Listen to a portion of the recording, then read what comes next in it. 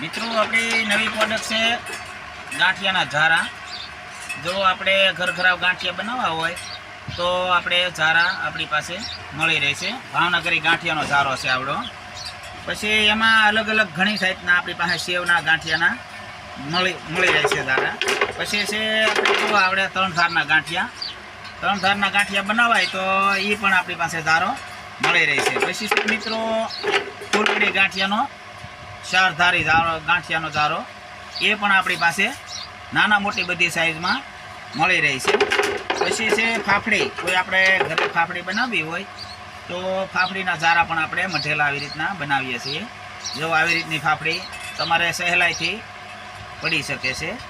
પછી આપણે સિંગ ભજીયા બનાવવા હોય તો એ ઝારા પણ આપણે રાખીએ છીએ। જો આવી રીતના સિંગ ભજીયાનો ઝારો આવે છે કે માનો કે સિંગ ભજીયા બનાવવા હોય તો આપણે સહેલાઈથી ઘરે ને ઘરે બની શકે છે।